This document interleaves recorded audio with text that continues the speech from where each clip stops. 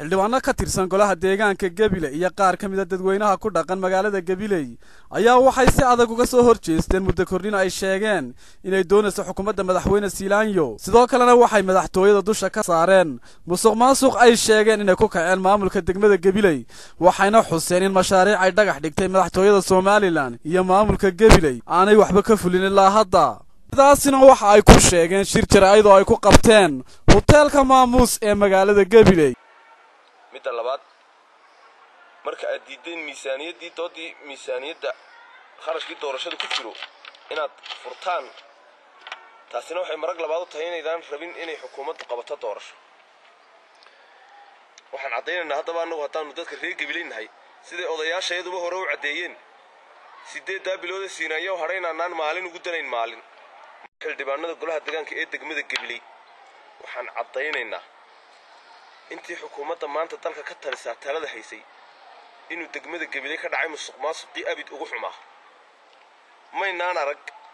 musuqmaasuq noocan oo kala ah weligeen hore maynaan arag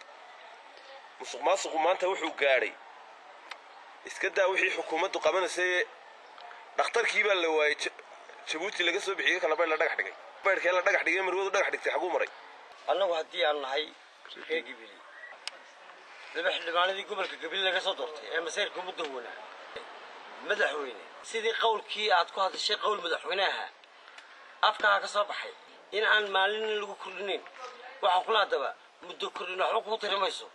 waxba muddo kordhin ku cararin ma ogolin baa leenahay rasaas haday dhacayso in muddada maalin lagu daro madaxweyne musuqmaasuq baa madaxweynena hareeyay wadanka kale ay joogeen gobolka Gabiley maanta ka dhacaya wali kama u dhicin gaadiid socdaal lacagtoodii la leeyahay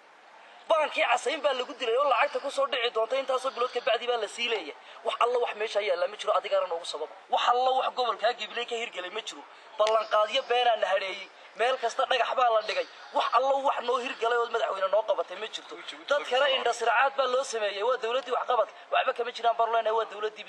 dawladii dib u dhaca Mukhtaar Nuux Ibraahim Hon Cable TV Gabiley